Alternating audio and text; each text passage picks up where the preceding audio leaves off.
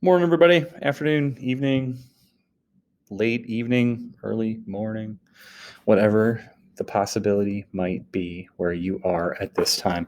So, today is the 24th. It's Thursday. It's the last school day of the week. Don't forget you get tomorrow off. If you show up for a meet tomorrow, there won't be anybody there except for you. And you're cool. But yeah. Anywho, you can watch this if you missed class today, or if you need to go back and look at something that we talked about. Just kind of go through some quick reminders and things like that, and then we'll cover one information slide and send you off on your happy way to enjoy your long weekend. Think of me tomorrow sitting in meetings, I guess. Okay, so I'm going to share my screen with you guys in full so we can go to the presentation. So I'm probably going to disappear on you. And that's okay. But first and foremost, here's what we got going today. Okay, so kind of the things that we did today are the goals for the day, things I wanted to get out of today. Is first of all, just a really quick review. And we kind of did this in like quizzed. I kind of didn't quiz them, but I kind of orally quizzed them. And so some of the things we talked about in the quiz were that, prior to 1860, the fastest way to get across the country was probably a horse and a covered wagon. And that took about 6 to 9 months, depending on the where you were going from and where you were going to. We talked about the fact that after that, the train becomes the big way to do things, and coast to coast in about 6 to 7 days, give or take a little bit. We talked a little bit about manifest destiny, that's that God-given belief that Americans are supposed to spread out and take over the North American continent. And then we talked about the fact that cowboys weren't, riding around hunting bad guys and shooting at native tribes. They were cowhands and farmers and things like that. Some reminders. Don't forget your Closing the Frontier assignment is due by midnight this evening. So you want to make sure you get that done. I will be online later and whenever if you need help with that. And please make sure and reach out if you need help. I'm more than happy to help. It's kind of what I want to do. I want to help you out. I want you to do a good job. Also, you've got that Oregon Trail post, and we'll talk about that a little bit more in a minute. But also make sure you guys are checking your grades, looking at the feedback, resubmitting things as needed. Remember, you can resubmit anything with corrections. The only thing that I'm going to say no to is the reconstruction test. And that's primarily because, we let you do it open note and all those things. So today we're really going to kind of discuss the Great Plains region. We didn't get to that part on the Transcontinental Railroad, and I wasn't sure that we were going to, thus the question marks, and we really didn't get there. Remember that work due midnight. And just some quick things about the Oregon Trail Challenge down below. A couple posts below this one, I posted a link to a game emulator to play the old version of the Oregon Trail. You can play anytime between now and 8 o'clock tomorrow morning and submit a Google form that's right next to that post with your score and just some details about your game. And I'm going to play later on today, and about 8 o'clock tomorrow morning, I'm going to post my score. And if you get yours in before me and you beat me, I will send some kind of prize out your way. Pretty tough to beat. That's me doing my victory dance over there on the right. Not really. That's a little Ace Ventura Pet Detective, I believe. Okay, so the notes for today, and you want to probably get these written down or typed down somehow. So first today, what we're going to do is we're going to look at the Great Plains region. So if you are looking at the map that we have over in the upper right, someone described the color as puke yellow. I'm just going to go with like the tanny yellow color is going to be the Great Plains region that we're going to be talking about. In this unit, we're really talking about all the land in the Great Plains, but then also out in that gray area, the Great Basin, the Rocky Mountains, and then out in the Pacific mountain ranges like the Cascade and the Sierra, and in that southwestern desert. So kind of the tan color, the gray color, the green on the west part, and I think it's orange. A little colorblind, doesn't help on that one. So everything we're going to talk about, it's going to be essentially west of the Mississippi. Now listen, if geography is confusing for you, if it's not one of your strengths or strong points, not a lot of this map is labeled, but the color should help you out. I may reference some states. If you don't know what those are, I can always hover my mouse pointer over things and make sure that you know what we're talking about. Okay. So kind of here we go. So the deal is that the Great Plains is really this big region that goes between Texas, which, this is Texas right there. Okay, that state's Texas. Now, obviously, notice not all of Texas is in the Great Plains. And then it goes up to Canada. This is the Canadian border right here. So Canada, America's hat, as I like to call it. Okay, so we've got this borderline here and this borderline here. And then it goes from the Mississippi-ish. I said Mississippi-ish because you'll notice that we kind of veer away from the river here, and then we come back all the way out to the Rocky Mountains. Now, the Rocky Mountains are these mountains. Somebody last year thought the Rocky Mountains were these mountains. That's the Appalachians.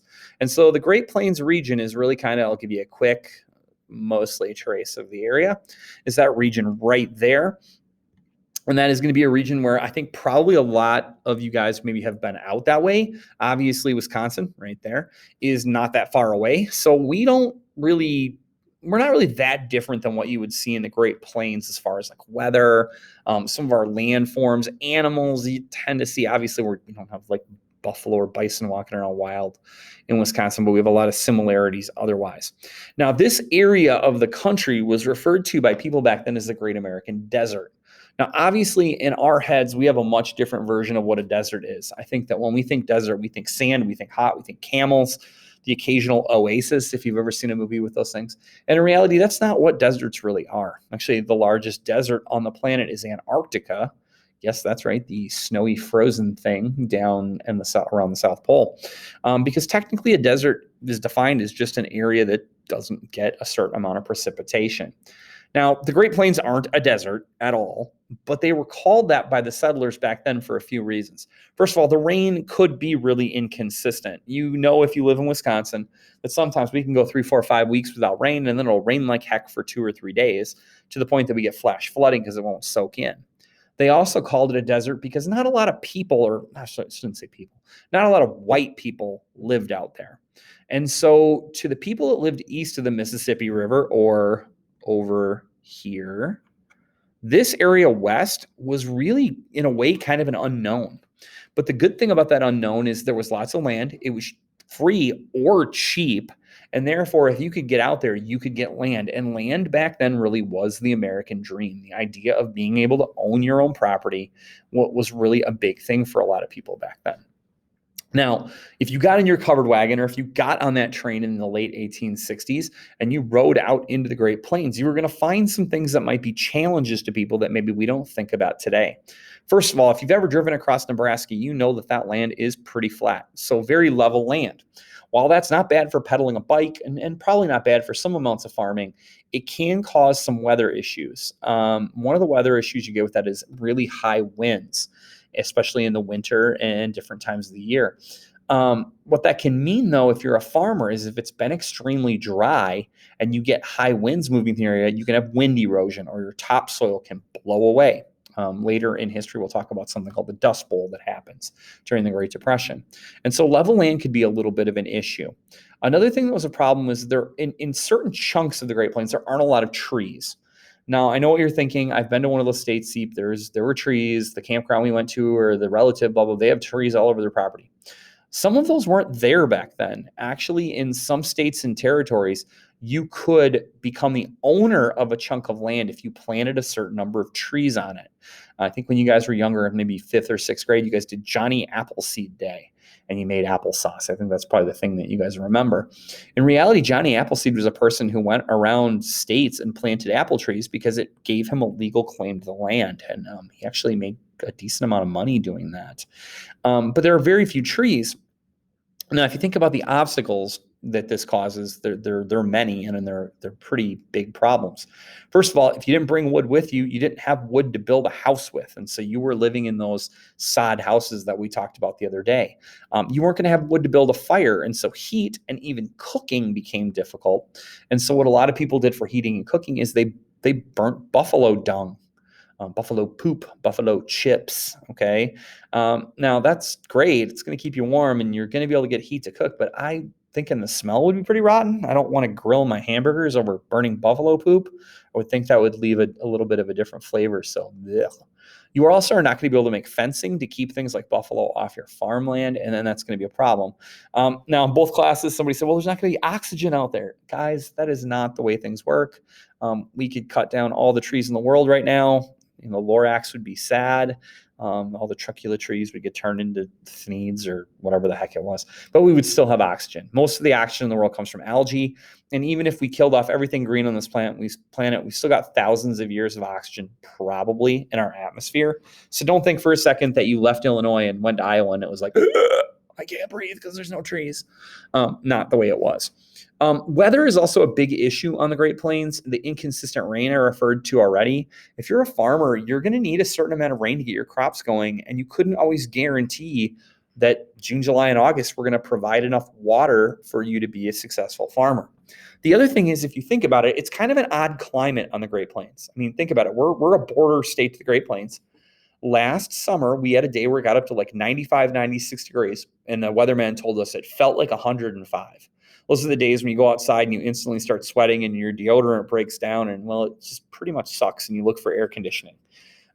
Last winter, we had a day where we got down to about minus 34 or minus 35. If you think about that's about 140 degree weather swing, and that's pretty. That's not good, especially if you're living in the middle of nowhere in a sod house and you don't have wood to burn for heat. I think those winters get pretty rough. And don't go looking for AC. It's not invented yet. Willis Carrier hasn't gotten there yet. The other thing, obviously, part of that Great Plains region is in Tornado Alley, so tornadoes are going to be an issue. There's actually a story, I think it's Oklahoma or Nebraska or Kansas, where a tornado comes through and it sucks an entire lake up and then dumps it in another place where like it was raining frogs and fish and stuff. So it's kind of crazy. But you do get a lot of odd weather, high winds, big blizzards, torrential downpours. And so it was a really odd climate by back then standards. By today's standards, we just stay inside. We'd be good. And so according to explorer Jim Bridger, the Great Plains was really only home to buffalo Indians and not a damn thing else. In reality, that's not really true. There were, obviously a lot of tribes, and there were between 12 and 60 million buffalo. That's a pretty big range. I don't know how they came up with that range, but there are also some animals out there that we might eat. Prairie dogs were a popular food. Those little guys that pop up out of the holes in the ground. There are deer, there are rabbits. You do get different things. But to the average person, the idea of living on the Great Plains was pretty intimidating because it was seen as just this frontier, this area where people had never really been before, and therefore, it's going to be a big challenge. So I am going to stop displaying my screen here and go back to where I can see you guys and just give you some reminders. I'm going to page down here. Remember, the In Case You Missed It videos are posted. Here's the Oregon Trail post right here that you guys can get involved. My arrow is pointing out where you can click on to play the game emulator. And here's the form that you would fill out with your final score and some details about your game. And then last but not least, Closing the Frontier is due this evening. So please make sure you get that done. Remember, I am here to help. That is what I want to do. That's what they pay me for. And if you guys are sitting at home going, I don't know the answer to this question, this guy does. I wrote him. So please feel free to jump on and ask. If I don't see you or hear from you, have a great long weekend. I hope to see you on Monday. Hope you're well. Hope your people are well.